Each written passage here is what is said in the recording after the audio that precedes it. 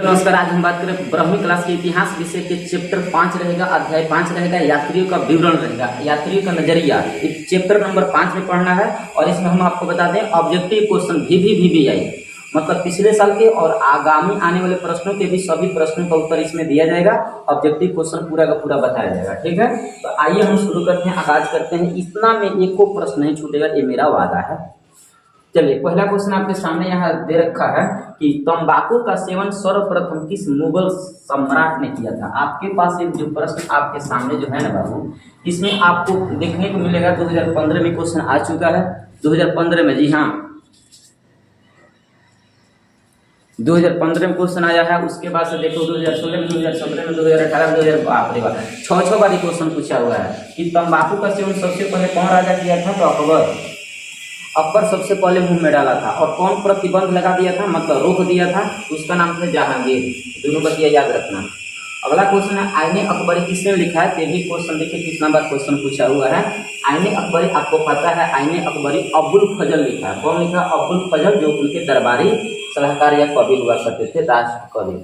तंबाकू पर किस शासक ने प्रतिबंध लगाया है, तो जहांगीर। प्रतिबंध मतलब पूरी तरह से बैन कर दिया, नहीं चलेगा तंबाकू। बहुत ज्यादा लोकप्रिय हो गया था, लोग बार बार खाते थे, चप चप थूकते थे, बहुत बुरा लगता था जहांगीर को, इसलिए प्रतिबंध लगा दिया। 1617 में बंद कर दिया। अकबर के दरबार में प्रख्यात गायक कौन था, तो तानसेन। सबसे बढ़िया गायक कौन थे, तानसेन। अगला क्वेश्चन आपके सामने, आईने अकबरी कितने भागों में बटा हुआ है। आईने अकबरी 5 भागों में बटा हुआ है। ध्यान से सुनिए, आपको हम देखो इंपॉर्टेंट बात बताने वाले हैं। अकबरनामा आप जानो ना, अकबरनामा पुस्तक कौन लिखा है, तो आपको पता है अबुल फजल ने लिखा, अबुल फजल। और अकबरनामा 3 भागों में विभक्त है। कितना भागों में, 3 भागों में। अकबरनामा 3 भागों में है, भाग 1, भाग 2, भाग 3। अब भाग 3 को कहा जाता है आईने अकबरी। क्या कहते हैं, आईने अकबरी। याद रखना, आईने अकबरी भाग नंबर 3। अकबरनामा 3 ग्रंथ में है, तो तीसरा जो ग्रंथ है ना, उसको आईने अकबरी कहा जाता है। और उस आईने अकबरी में भूमि को 5 भागों में बांटा गया है। तो एक पूछा आईने अकबरी कितने भागों में है, तो 5 भागों में है। आईने अकबरी 5 भाग में, अकबरनामा 3 भाग में। ये दोनों बात याद रखना। अकबरनामा की रचना किसने किया, अबुल फजल। किधर है, हाँ डी है, अबुल फजल होगा।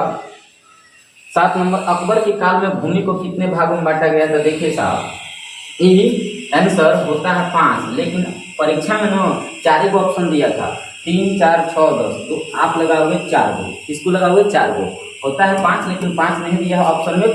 बिहार बोर्ड में वैसा ही दिया ऑप्शन, 3, 4, 6, 10। इसमें 4 ऑप्शन से होगा 4, मतलब अकबर के समय काल में भूमि को 4 भागों में बांटा गया है। लेकिन किताब पढ़ोगे तो लिखा है आईने अकबरी में भूमि को 5 भागों में बांटा गया। तो बताओ, आईने अकबरी अकबरे का ना है, इसका मतलब अकबर के समय काल के कहो या फिर आईने अकबरी कहो, दोनों तो 5 भाग में होनी चाहिए। यहाँ ऑप्शन देता है 4, या बिहार बोर्ड 4 ही को सही मानता है, इसलिए 4 ही लगाओगे। ठीक है, आईने अकबरी को भूमि को कितने भागों में बांटा गया है, तो आप याद रखिए, आईने अकबरी में भूमि को 5 भागों में बांटा गया है किताब में, एनसीईआरटी के सार में। लेकिन बिहार बोर्ड ना 5 लगाता है। किसको लगाता है, 5। विकिपीडिया, गूगल पर भी आप सर्च करोगे तो 5 ही देता है, सॉरी बिहार बोर्ड में। और 4 ऑप्शन सही करता है, 4 ऑप्शन में सही करता है, 4। और हम लोग की किताब में जो गाइड होता है या फिर अन्य कोई भी किताब होता है उसमें 5 देता है। तो एक काम कीजिए, उस समय तो गूगल चेक करता है, ऑब्जेक्टिव गूगल चेक करता है, मशीन के द्वारा तो 5 ही आप भी लगाओगे। कितना लगाओगे, 5 गूगल के द्वारा।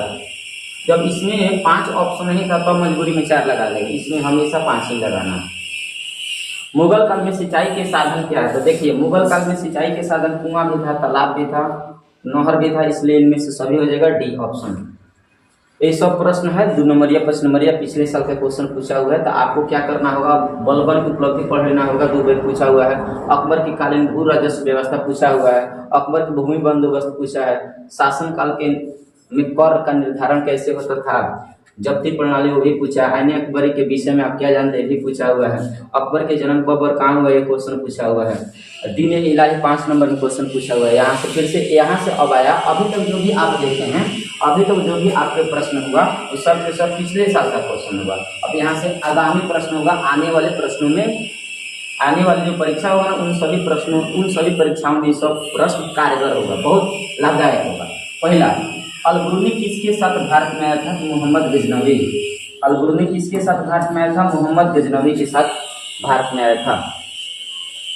इब्न बतूता किस देश का निवासी था? इब्न बतूता किस देश का निवासी था? तो इब्न बतूता था मोरक्को के। कहाँ के था बाबू? मोरक्को के। मोरक्को का था। और इनके पुस्तक नाम क्या है? रहेला, और अरबी भाषा में लिखा गया है। दोनों बतिया याद रखना।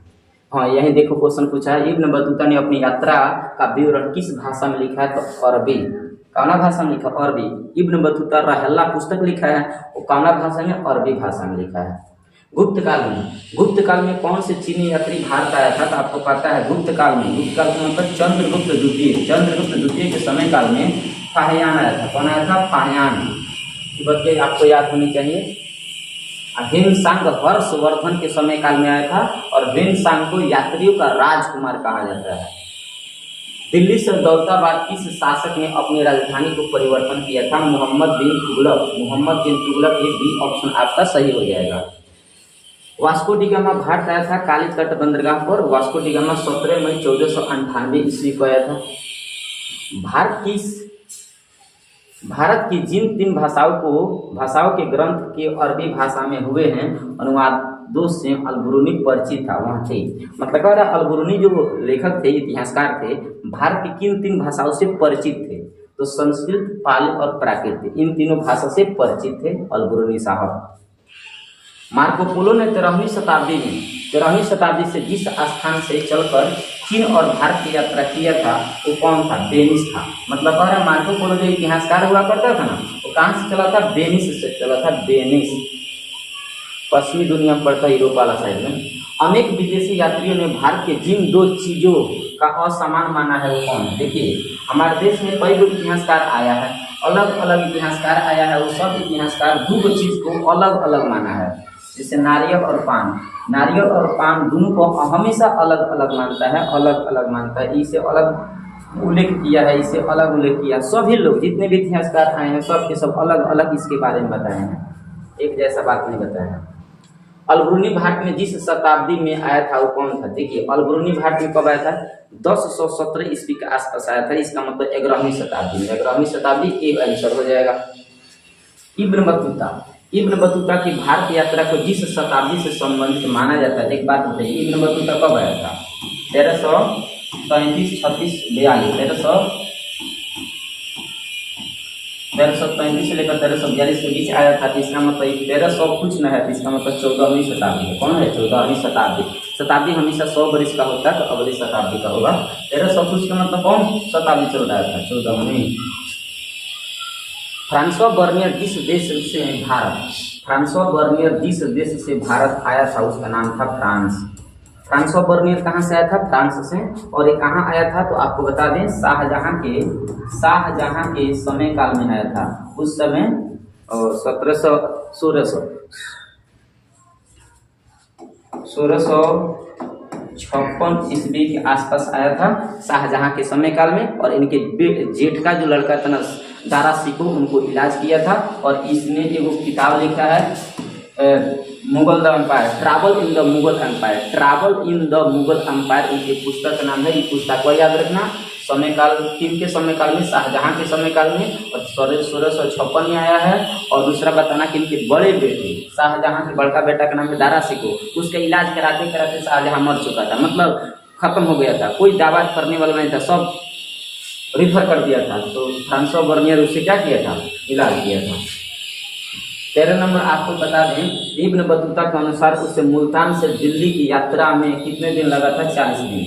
इब्न बतूता, आपको पता है इब्न बतूता सिंध प्रदेश आता था, सिंध से मुल्तान तक जाते जाते उसे 40 दिन लग गया था। 14 नंबर क्वेश्चन, मोहम्मद बिन तुगलक ने दिल्ली के काजी नियुक्त किसको किया था? तो देखिए, मोहम्मद बिन तुगलक इब्न बतूता के क्या बनाता है? काजी बनाता है। इब्न बतूता को काजी बनाता है। बी। मध्य एशिया के रास्ते होकर इब्न बतूता सन 1333 ईस्वी में स्थल मार्ग से पहुंचा। कहाँ? सिंध में। इब्न बतूता भारत के किन क्षेत्रों में सबसे पहले पहुंचा? तो आप बताओगे सिंध प्रदेश। आज वर्तमान में सिंध प्रदेश कहाँ है? पाकिस्तान में है। अगला क्वेश्चन है, तहकीब ए हिंद में किसका यात्रा वृत्तांत है? आपको पता है, तहकीब ए हिंद कीजिए या हिंद ए तहकीब कीजिए। ये किसका? अलबरूनी का पुस्तक है। अलबरूनी का पुस्तक है। मेगास्थनीज कौन था? तो ये राजदूत था। मेगास्थनीज कौन था? राजदूत था। राजदूत किताब उर रहला, रहला पुस्तक किसका है? इब्न बतूता का है। इब्न बतूता, रहला पुस्तक किसका है? इब्न बतूता है।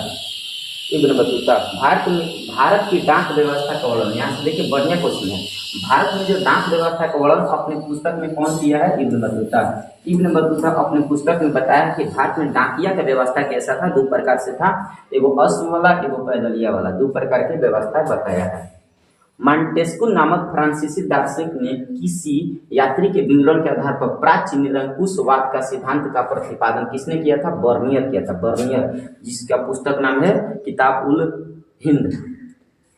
अब्दुल रजाक समरकंदी नामक यात्री ने किसके यात्रा वृत्तांतों को पढ़ा और उससे प्रेरित हुआ? देखिए, अब्दुल रजाक था ना, अब्दुल रजाक ये भी विदेशी यात्री था, हमारे भारत में आया था। तीनों व्यक्तियों के बारे में, मतलब तीनों व्यक्ति के किताब के बारे में पढ़ा है। अब अलबरूनी के हिंद ए तहकीक पढ़ लिया है, इब्न बतूता का रहला भी पढ़ लिया है। अब बर्नियर के पुस्तक का नाम क्या है? Francois Bernier travel in the Mughal empire. इन तीनों के पुस्तक पढ़ा है, तब जाकर मोटिवेट हुआ है और उसके बारे में जाना है, इसलिए इसका आंसर होगा सभी।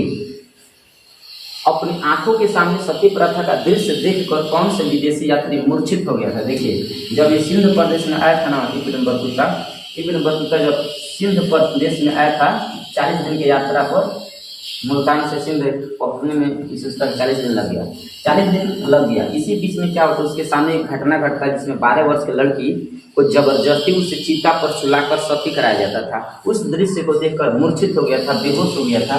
इसके आंसर होगा इब्न बतूता।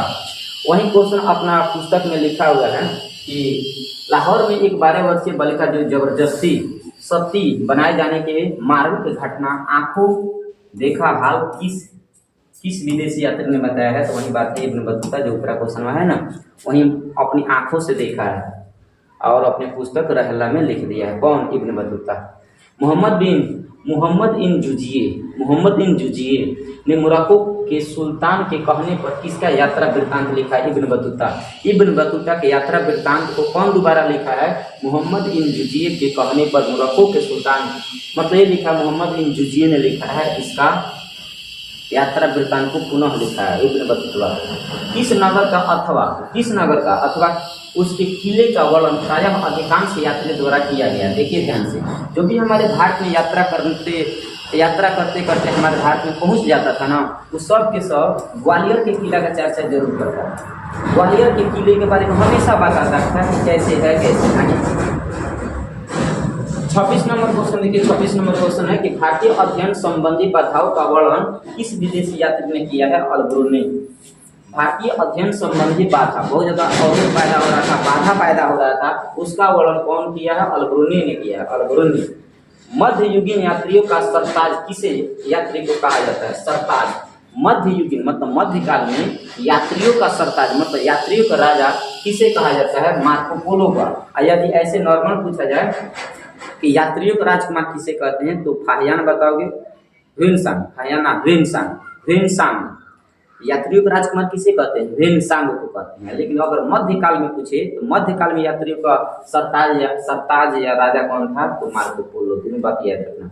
जैसे घोंसले को पक्षी छोड़ना पड़ता है, जैसे घोंसले को पक्षी को छोड़ना पड़ता है, उसी तरह एक यात्री को यात्रा करने के लिए अपने घर छोड़ना पड़ता है। किसने कहा था? इब्न बतूता ने कहा था।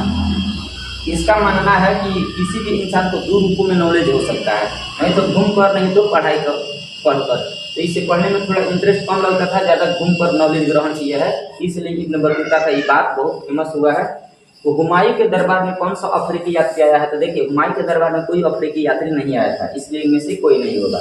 यात्रियों का राजकुमार किसे कहते हैं? ह्वेनसांग को कहते हैं, ह्वेनसांग। मध्य युग में पूछा जाए तो मार्को पोलो। आगे, कैप्टन हॉकिंस किस मुगल शासक के दरबार में आया था? तो कैप्टन हॉकिंस जहांगीर के दरबार में आया था, जहांगीर के दरबार में आया था, इसलिए आंसर हो जाएगा बी।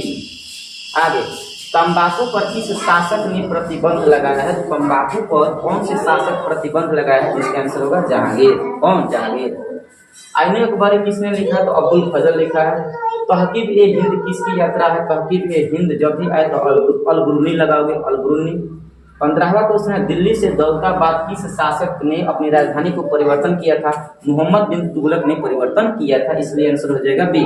तो ये रहा 35 को प्रश्न, और उससे ऊपर देखोगे तो आपको मिलेगा ऑब्जेक्टिव क्वेश्चन पिछले साल के। तो 9 को पिछले साल के, 35 को आगामी परीक्षाओं के लिए। तो 35 9 हो गया 44।